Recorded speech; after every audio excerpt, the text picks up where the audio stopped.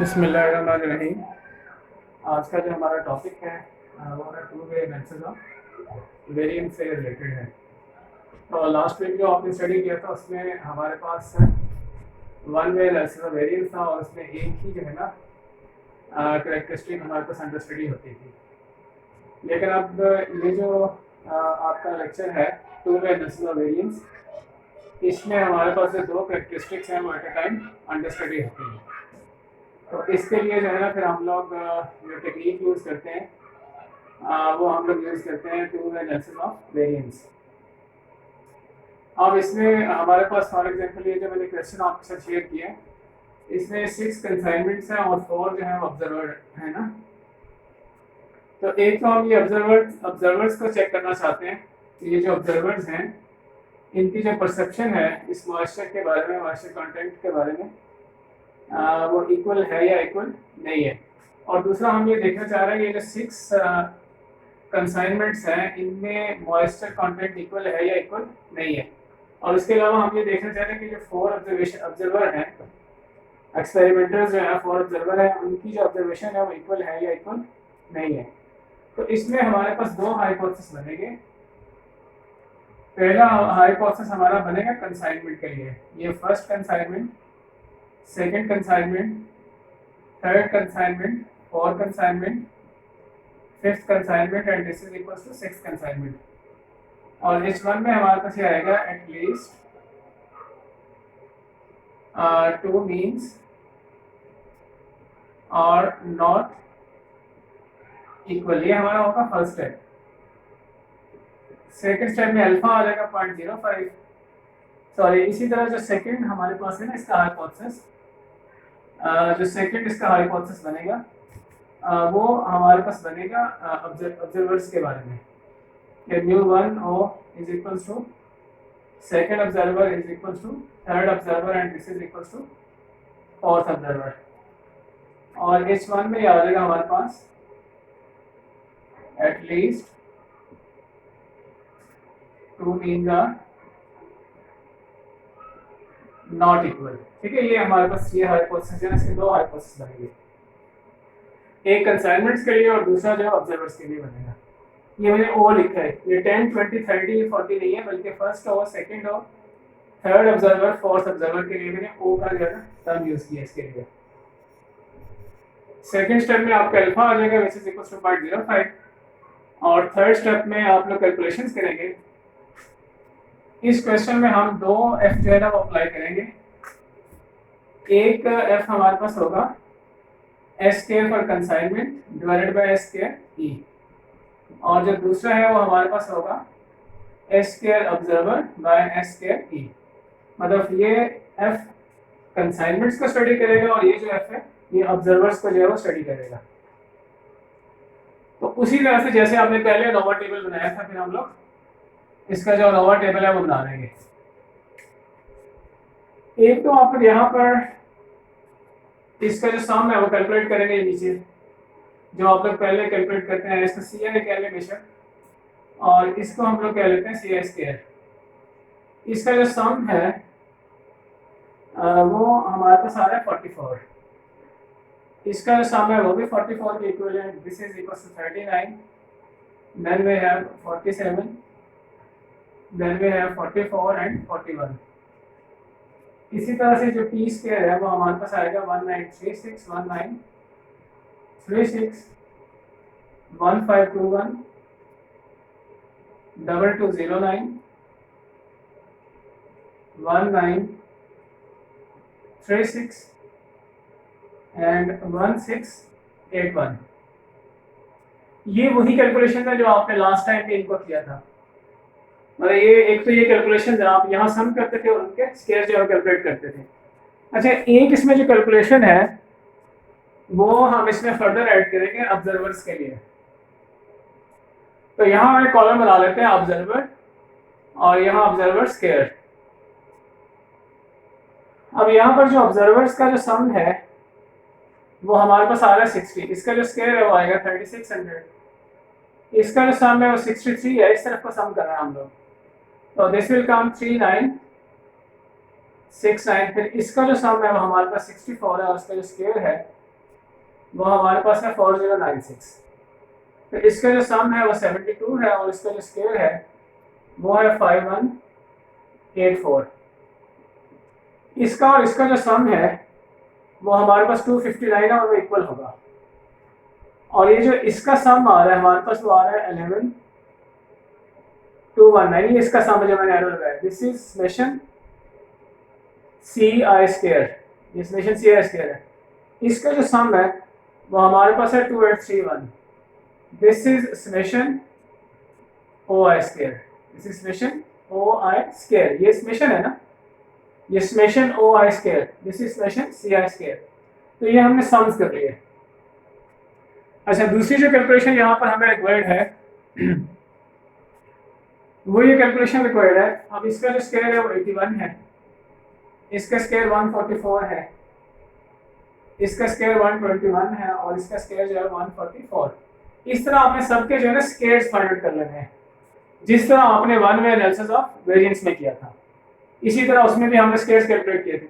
बस इसमें एक चीज हमने एक्स्ट्रा है, इधर को हमने सम किया और उनका स्केयर लिया है। ये ऑब्जर्वेशंस को, ये ऑब्जर्वर्स को हम इस तरह को स्टडी कर रहे हैं, ये कंसाइनमेंट्स का स्टडी कर रहे हैं।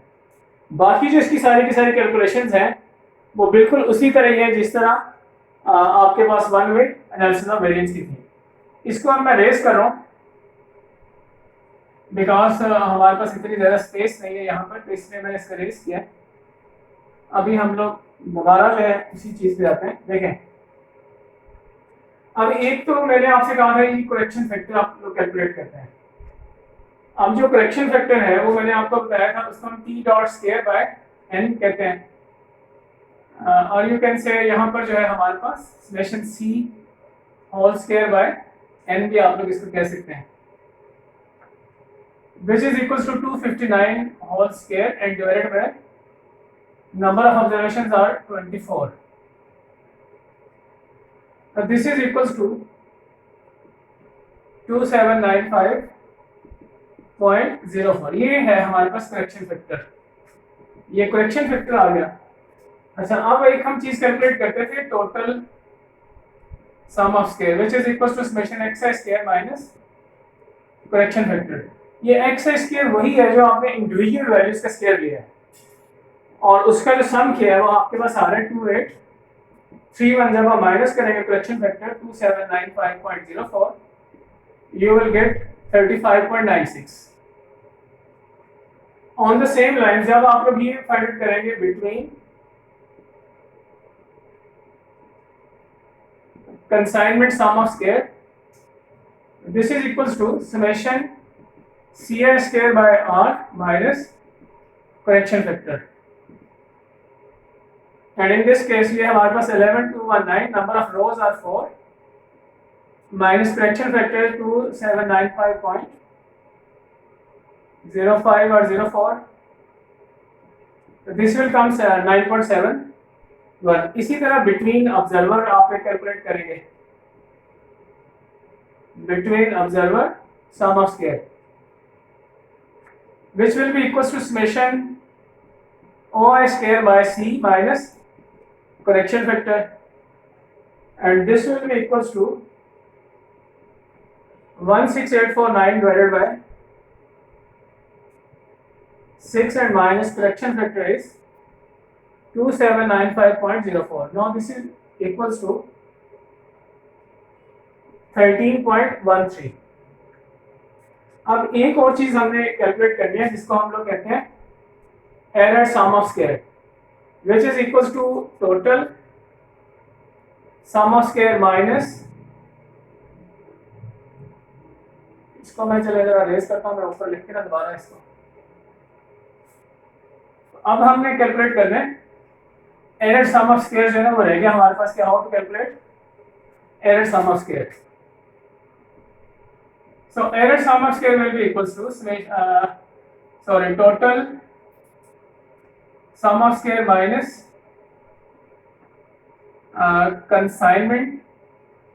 between consignment sum of square and minus between observer sum of square। so this will be equals to अब जो टोटल सम ऑफ स्क्वायर है वो 35.96 है। This is 35.96 minus 9.71 and minus 13.13, you will get 13.12। ये आ गया हमारे पास एरर सम ऑफ स्क्वायर। अब हम इसका बनाएंगे एनोवा टेबल। तो जो एनोवा टेबल है इसका वो ऑन द सेम लाइंस जैसे आप लोग पहले बनाते रहे उसी तरह बनाएंगे।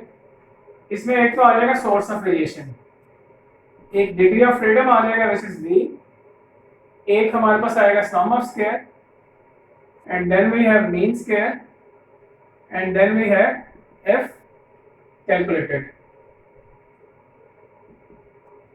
अच्छा, अब हम देखिए सोर्स ऑफ वेरिएशन अब आपके पास दो है, एक है बिटवीन कंसाइनमेंट और दूसरा है आपके पास between observer, and the third one is error. Now this is total, यहां पर इन सबका टोटल जो आप लोग कैलकुलेट कर लेंगे। अब जो DF है देखिए बिटवीन कंसाइनमेंट्स, टोटल कंसाइनमेंट 6 है, 6 minus 1 equals to 5। Observer total observer 4 है, 4 minus 1 equals to 3। तो जो टोटल ऑब्जर्वेशन है हमारे पास वो 24 है, तो 24 minus 1 23 आ जाएगा आपके पास। अब ये जो 23 है ये है 24 minus 1, तो ये जो है ये हमारे पास 6 minus 1 equals to 5 और ये 4 minus 1 equals to 3। अब इस टोटल में से इन दोनों को माइनस कर देंगे तो हमारे पास जो एरर सम ऑफ स्क्वायर है वो आ जाएगा 15। ये सम ऑफ स्क्वायर्स आप लोग कैलकुलेट कर चुके हैं, ये है 9.71, then we have 13.13, then we have 13.12। इसी तरह जो मीन स्क्वायर है sum of square divided by b, this will come 1.94, this divided by this will come 4.38, this divided by this will come 0.87। अब देखिए ये जो है ना ये हमारे पास है s स्क्वायर c और ये है s स्क्वायर o। तो अब आपने यहाँ पर s के c और o को डिवाइड करना है। यहाँ पर हम डिवाइड करेंगे f के लिए 1.94 divided by 0.87 and you will get 2.23। on the same lines the second f है, ये f1 कह लें इसको f2 कह लें, 4.38 and divided by 0.87 you will get 5.03। तो ये हमने f1 और f2 जो है कैलकुलेट कर लिए। अच्छा, अब जब आप टेबुलेटेड वैल्यू देखेंगे f की, तो f की टेबुलेटेड वैल्यू के लिए ये जो है इसको आप पहले कहेंगे v1, फिर इसको आप लोग कहेंगे v2। तो v1 5 और v2 15, और जो आपका ये मैं f1 लिखें, f1 टेबुलेटेड, तो v1 5 है और v2 जो है 15 है, तो इसके करस्पॉन्डिंग जो हमारे पास एक टेबुलेटेड वैल्यू आ रही है वो आ रही है 2.90। इसी तरह जो f2 की जो टेबुलेटेड वैल्यू है हमारे पास वो भी आप लोग देख सकते हैं, यहाँ पर ये फिर v1 हो जाएगा, v2 आपका 15 ही रहेगा। तो इसके करस्पॉन्डिंग जो टेबुलेटेड वैल्यू आएगी वो आएगी 5.03। अब हम देख सकते हैं ये जो टेबुलेटेड वैल्यू है f1, जो f1 ये f1 के लिए, ये f2 के लिए, दिस इज फॉर f2। तो आप लोग देख सकते हैं कि f1 जो कैलकुलेटेड वैल्यू है, टेबुलेटेड वैल्यू, सॉरी जो कैलकुलेटेड वैल्यू f है वो लेस है टेबुलेटेड वैल्यू से, तो इसलिए हम लोग इस नॉट को एक्सेप्ट करेंगे। तो दैट मींस 6 कंसाइनमेंट्स हैव